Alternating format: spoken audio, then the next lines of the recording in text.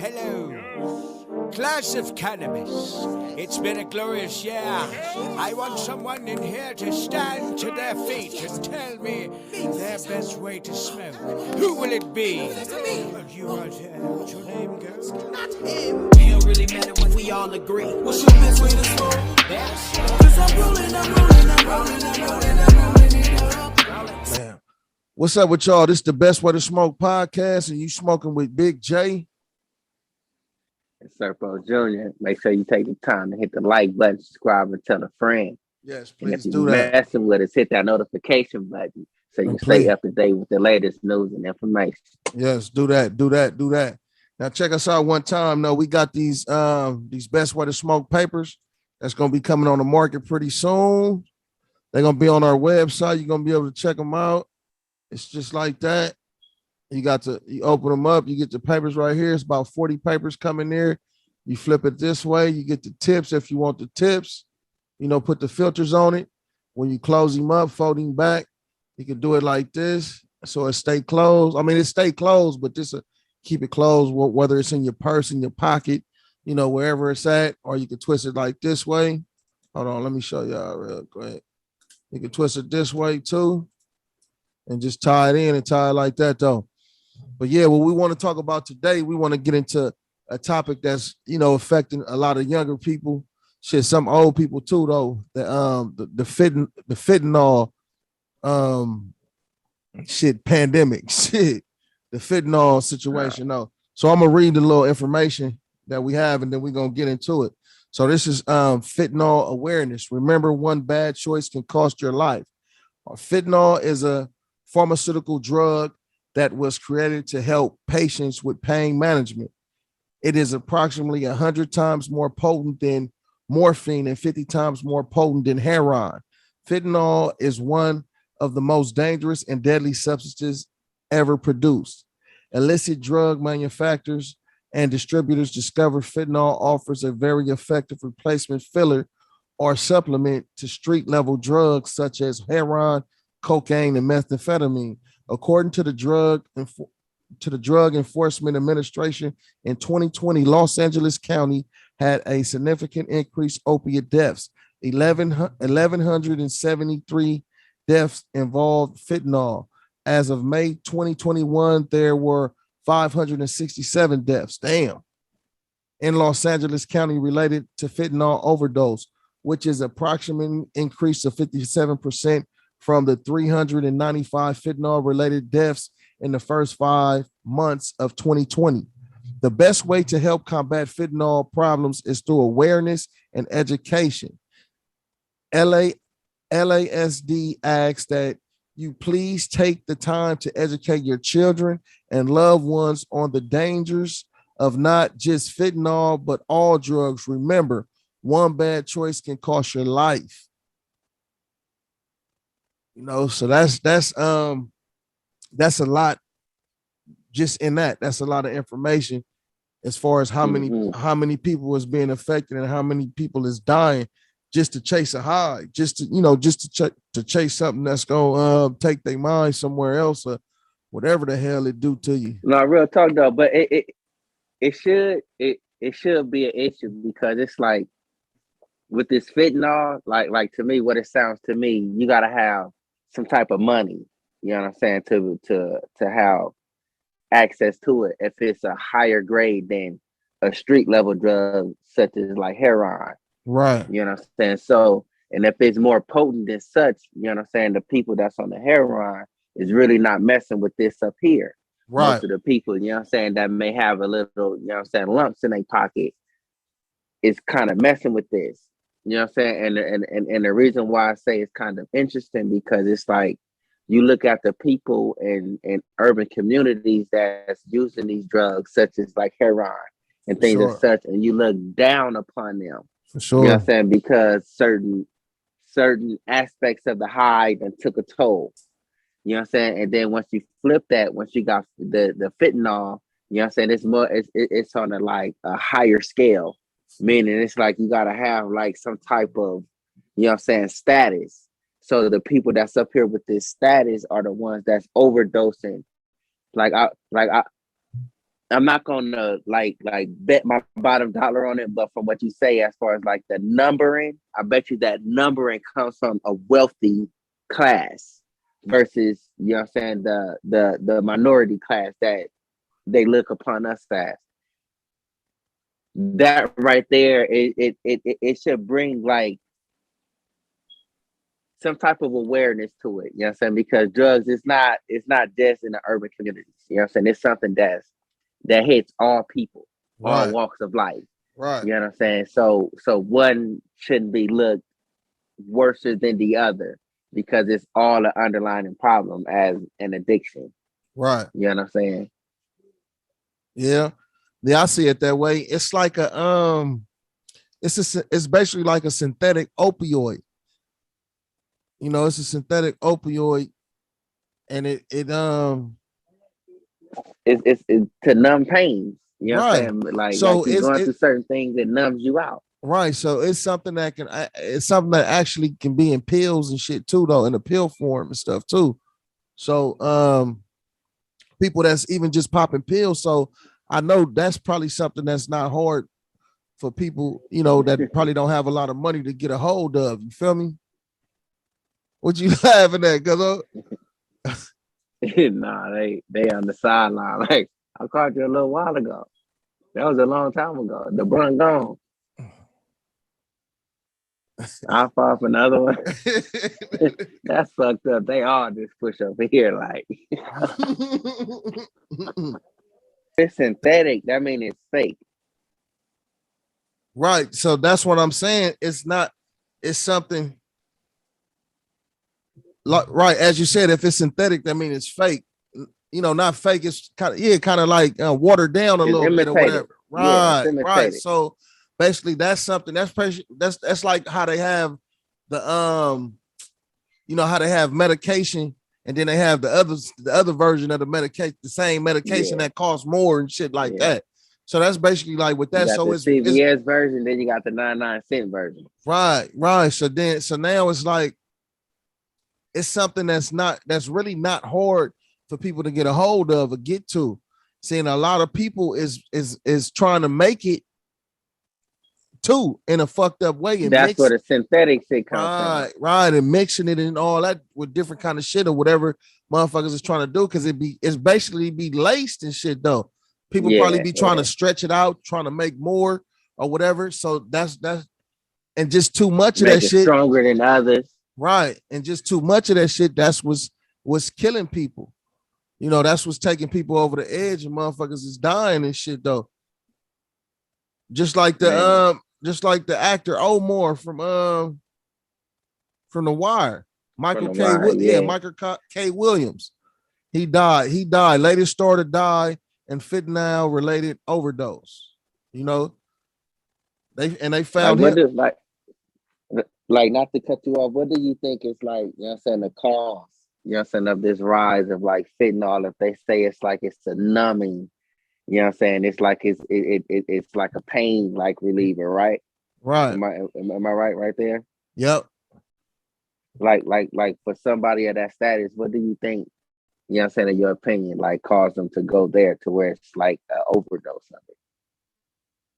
See, I mean, you said somebody in that status Yeah, as far as him being an actor. yeah. Okay. Um, shit, you know, a lot of people, whether they successful or not, some people still be dealing with a lot of shit though. I don't know if he had a physical ailment. You know, sometimes it could be mental to where you just, you know, you want to be taken up out of that moment of what you going through or how you feeling between shit out. Yeah, he was actually in the show. The show is called Lovecraft Country, and it's like it's him. He played a father in the show. It's a young black dude and a black woman, a young black woman, and they like it's like some voodoo casting spells like type shit, you know, between the black and the white, you know, like back in the days type shit though. So it's like black history during slavery time. It's a little bit after It's slavery. on HBO. Yeah, it's on HBO Max, and I think it's on on Prime, also on Amazon Prime TV.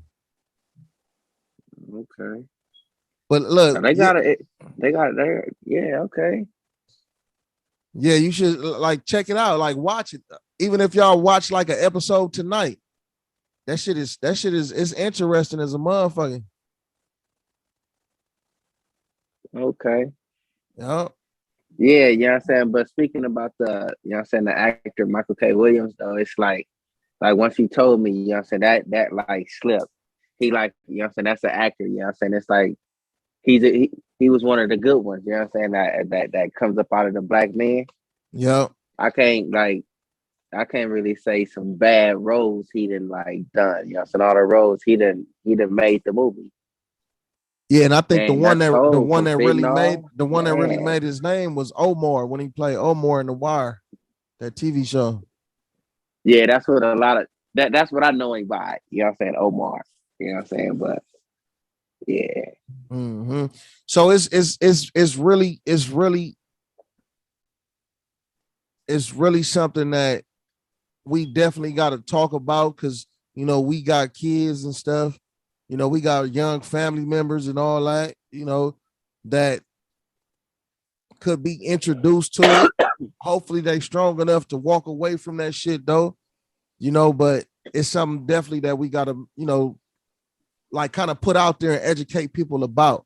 Because nowadays kids is doing all kind of shit though from the drinking the codeine. They might break up a pill and put it in some of that codeine with the Sprite, and they do that shit too. So they combine a lot of Everything. different, they combine a lot of different things that could really affect them and fuck them up mentally. And then some of them, you might not even come back from it. You go through Yeah. a psychosis kind of stage, and you might stay in that psychotic, not psychotic, and that's in My that my psychosis that state, mindset. right, right, to where now you hearing voices, somebody telling you to shut up or run down the street or something, to take your clothes off, and you tripping though at a young fucking Yeah. age, and you can't come back from it. So it's definitely important to stay away from that though. When you get a little older, if you want to smoke some weed though, but graduate high school, do all that good stuff first, and make something happen for yourself, and you know, don't get lazy or get lackadaisical. Even if you smoking weed though, you can still find your best way to smoke. Yeah. Once you get a little older and shit though, and and make things happen for you though. Fuck that fentanyl, fuck heroin, fuck all that other Yeah. bullshit that people want to take, Real man. talk. Because it's not the way to go, man. But that show though, I'm And telling you. like you was Now go ahead. no, but like you were saying though, it's like you saying spread the information. It's like with our children and those up under us. But it's like really with like friends, family, anything. If you have the information about it, you just have to start the conversation. Yep. You know what I'm saying? Because you never know what's going to come out. You Yep. know what I mean? And that's if you're looking for a place to start. You know what I'm saying? You just got to start the conversation. Once the conversation is started, you never know what it's going to lead to, what information is going to come out. You know what I'm Yep. saying? And that's how you tackle certain issues.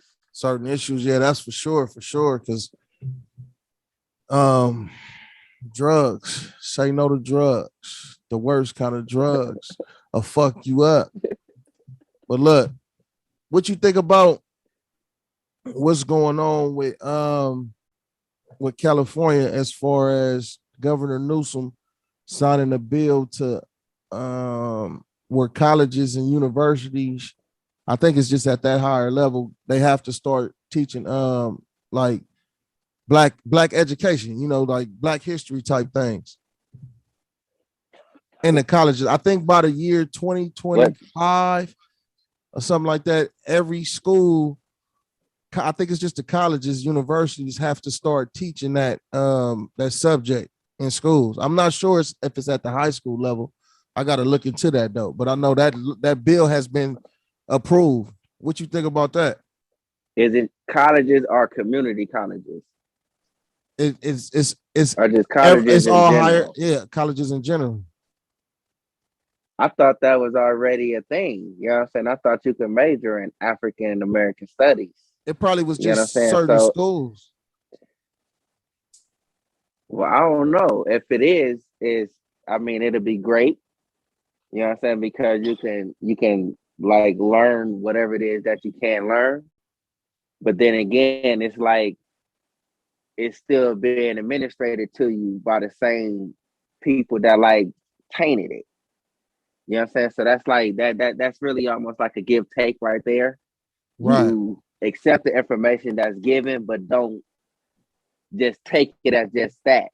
If you are in those higher education levels and you are taking on the African American studies, Right.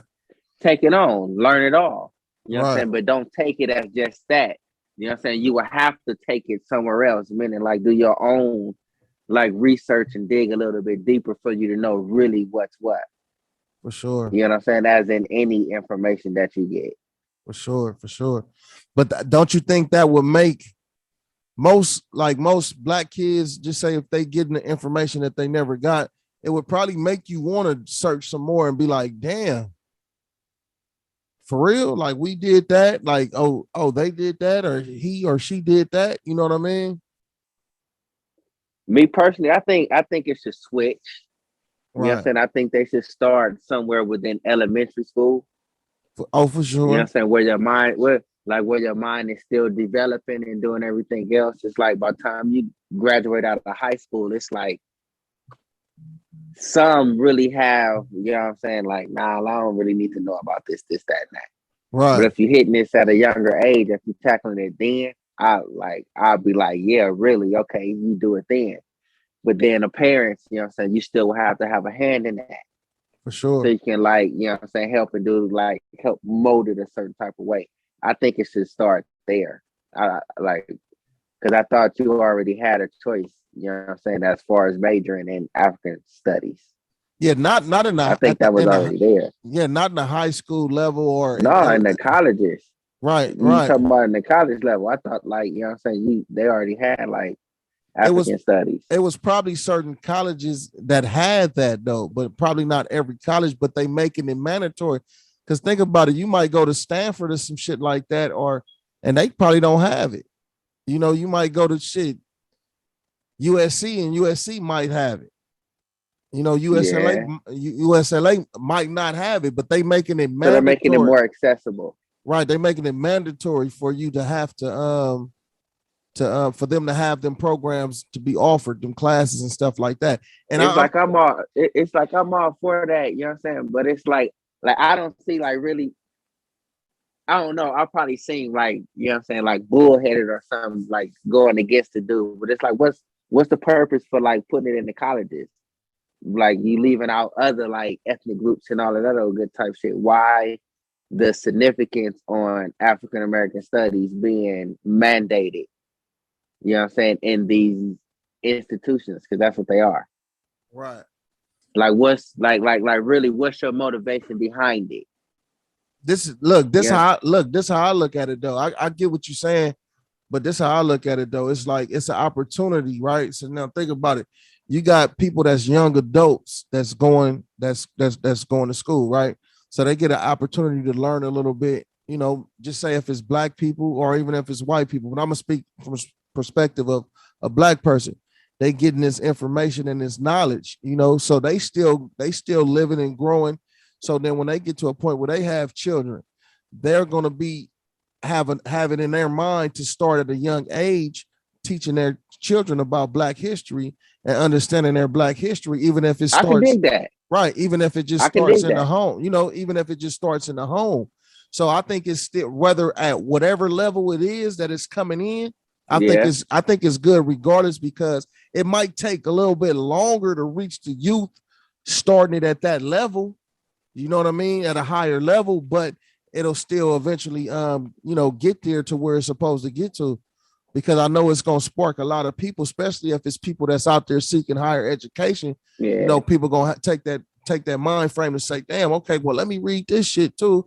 Okay, I want to learn this. And then you might get more people that's not black that take these classes and learn how much black people contributed to society, to the growth of America, to building this country. You know what I mean? So then that creates a whole new perspective. So you might get a cut down on people that just thinking black people ain't shit, or they criminals, or this and this and that, when they understand how big of a part that we played in this shit right here. You know what I mean? I can dig that.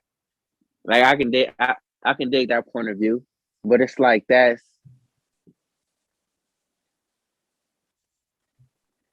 perception of us, you know what I'm saying? It was presented by the same people that's like actually like putting forth this shit. Right. I So got it's you. like if you put that if you put that image out there about us in the first place, you know what I'm saying, you trying to like clean it up, because it's like really within the community, it's like we know that like you have good people, you have bad people. You know what I'm saying? And what I mean, I'm just grouping it all. The good people is the people, you know what I'm saying, take care of responsibilities, this, that, and the other, where the bad people take care of less responsibility. I'm gonna put it like that. Right. You know what I'm saying? So like we know that it's good fathers, it's good mothers, you know what I'm saying, it's good daughters, brothers, and sisters, and all of that that's out there. We know Sure. that. Right. You know what I'm saying? You guys put this perception of us out here like that. And it's like if you're taking it the way that you're saying it, it's like, all right, no, you're learning the hand that black people had in developing development of certain economic, you know what I'm saying, like ways of life, period. You For sure. appreciate the black person a little bit more. For sure. That's all fine and dandy. You know what I'm saying? But we don't think of ourselves that way. Some may do due to the, you know what I'm saying, way that they're brought up or whatever. You know what I'm saying? But we know within our own, you know what I'm saying, that like, man, we get up off, you know what I'm saying, we go make things happen or whatever it may be. You know what For I'm saying? sure. We family orientated, you know what I'm saying? It's like we can teach our own, we can love our own. We don't just hate and, you know what I'm saying, all that other stuff. It's like, because it's like you can take all ethnic groups, it's the same shit. You have some people that's good and you have some people that ain't shit. That's You know a what I'm saying? fact. It We ain't just just looked us. at right, but we just looked at more as like we ain't shit though, on some real shit though, from other races, and that's just a fact though. As you said, like in our own circle and shit, we might not feel like that. We definitely ain't feeling like that about each other. But and then it's still some niggas, you know what I'm saying, that feel, some that feel like niggas ain't Yeah. shit. You know what I mean? Niggas ain't shit. That's how, it's man, I guarantee it's a lot of motherfuckers, black people, that feel like that. That's why it's so like, Yeah. that's why it's Yeah. so hard for us to come together and just build, because it's always this, it's always that, it's always this I and this whoopty wop and all this bullshit though. In some instances you get that shit, that real shit.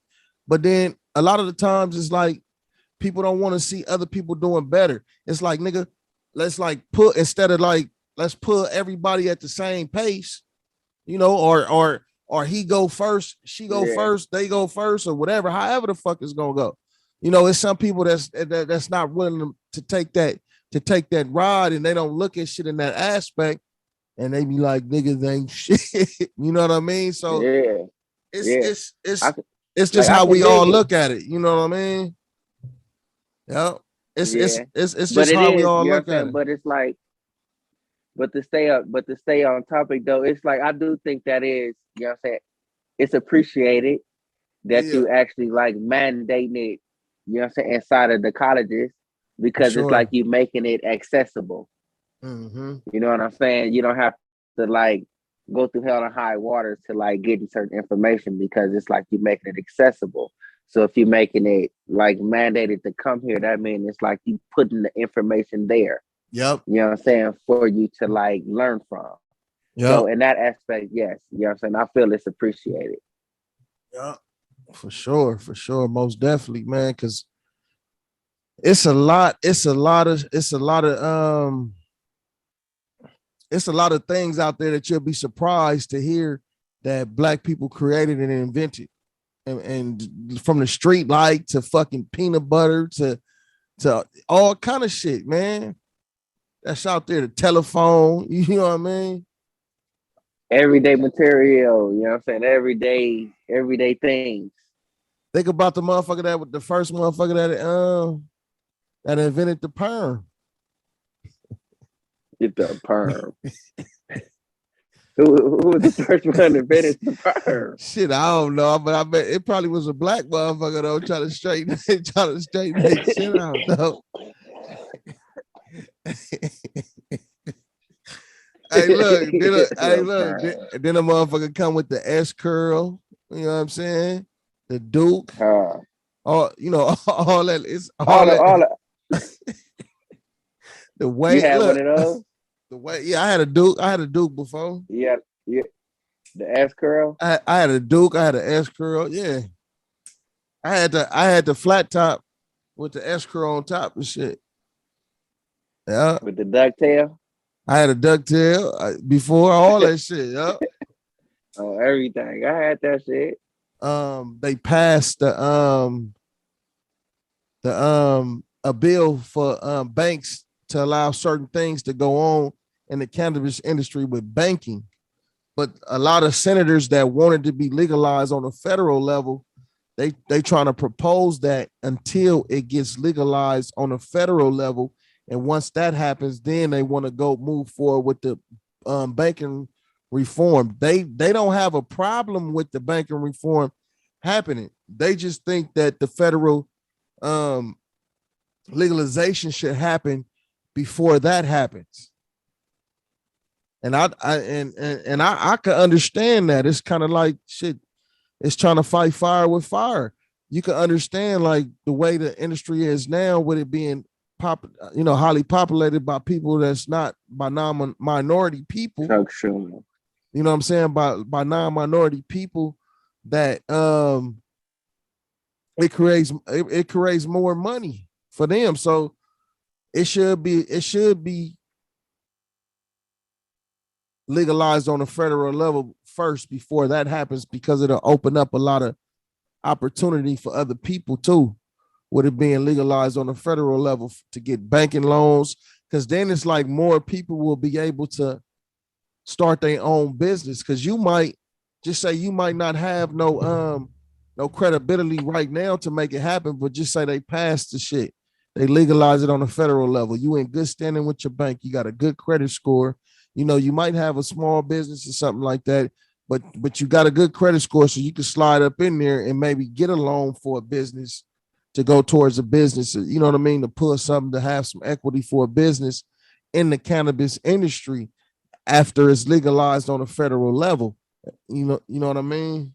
So it's kind of like they pushing it backwards. Why? Maybe because they're able to benefit. I know certain, the states that's legalized, with them collecting a tax on it. So that provides them with more money, even opening up shit with the banks. I don't know exactly how that'll work, but I know it's got to be some kind of loophole with them being able to push that part of, with them being able to push that bill through. It got to be something to it to where they going to benefit off the shit. So is it talking about you making money like in the marijuana industry and putting your money into the bank being made off of marijuana? That part. It's talking about that, being if it's banking reform. But go ahead. But like, you know what I'm saying? So some people wanted to have the banking system before they actually federally legalized it. Right. And like it's what sense does that really make though? It don't make no sense. It's like if you're gonna legalize it for the banking, like you might as well like go ahead and like just legalize it on a federal level. On a federal level. If you're doing the banking, because if you rob banks and shit, ain't you doing federal time? Man, ain't that a fact? You know what I'm saying? So, you know what I'm saying? If you finna legalize, you know what I'm saying, I can make money off of weed, and I can federally store my shit in this bank, which is federally owned, if I'm not mistaken. Yeah. You know what I'm saying? But federally protected. Governed. Yeah. You know what I'm saying? So it's like they go hand in hand. You know what I'm saying? You might as well legalize it together. Yep. Because if you legalize the marijuana, you know what I'm saying, it's like you're gonna be able to like put your money in any bank or whatever the fuck it is. Yep. You know what I'm saying? If you open a bank, you know what I'm saying, and you legalize that I can make money off of this, it's like, all right, you might as well legal. The weed must be legal if I can like have a legitimate weed business and legitimately put my money inside this bank. Yep. You know what I'm saying? Everything must be cool because it's like there shouldn't be no way if I make this money off of this weed and I go and put it in this bank, you can't charge no criminal shit as what people are like being held back from because it's not legal. Yep. Yep. That's real shit though, man. So, man, and then like with the hold up with it, I believe that it should have been already legalized on the federal level. It's like, Like I don't know what's what the the hold hold up up? on that is. Man. And it come from the top though. It come from the top. It should have been where it's supposed to be at though. Like, yeah, I don't see it. Like I don't see what the procrastinations are with the legalization of marijuana though. Like it like in some senses it seems as if like they just building the hype. You know what I'm saying? Just to like, oh, keep them hopeful. You know what I'm saying? Mm-hmm. Because it's like you have you have like everything, you know what I'm saying, right before you. It's like, what's really the hold up? Yep. That's real shit though, man. But Me hey, look. personally, me personally, I just think, you know what I'm saying, it's like one of the holdups may be because of like once they legalize it, you know what I'm saying, on that federal level, a lot of like criminal records are going to be expunged and it's like overturned. And it seems as if like they don't want to swallow that pill. Like, yeah, I was wrong. Mm-hmm. Nah, it's just a thought though. Yeah. And yeah, I could see that though. I could see it going that way, but it say that the LA County DA to dismiss 60,000 past marijuana convictions. Los Angeles County District Attorney George Gascon. Remember, I think I voted for Gascon. Joined super supporters at a rally outside the Hall of Justice in downtown LA in June. On Monday, he announced he was moving to dismiss roughly 60,000 marijuana convictions. The nation's largest prosecutor's office is moving to dismiss roughly 60,000 marijuana convictions. The latest step to undo that what some reform advocates consider the damage caused by narcotic enforcement carried out before California voted to legalize marijuana. Los Angeles County District Attorney George Gascon announced Monday, under provision District Attorney Jackie Lacey, the office moved last year to dump 66,000 marijuana convictions that took place before voters passed Proposition 64, the state law legalizing recreational marijuana use. But the list was compiled using information collected by the California Department of Justice, and Gascon said his office was able to identify tens of thousands more eligible cases by combined LA County court records. That's a lot of it's a lot of them cases, man. It's probably people that ain't been in jail in a long time that still got the conviction. Dismissing these convictions means that possibly of a better future to thousands of disenfranchised people who are receiving this long needed relief. Gascon said in the statement, it's clear, it clears the path for them to find jobs, housing, and other services that previously were denied to them because of unjust cannabis laws, which, man, make the shit happen. Gascon has long championed efforts to reverse what he sees as the racially disparity and overly punitive effects of the nation's war on drugs.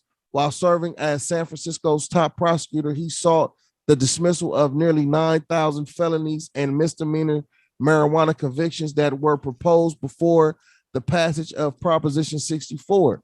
As part of the effort, Gascon partnered with nonprofit tech organization Code for America, which developed an algorithm to analyze county data and identify cases eligible to be cleared under Proposition 64. Man, that's a lot of good information, man. And it really is. Yeah, this article came from the Los Angeles Times. This was at the end of September 30th or something like that. But this is something that's going to happen though with them overturning all of them convictions, and I think that's a good thing though.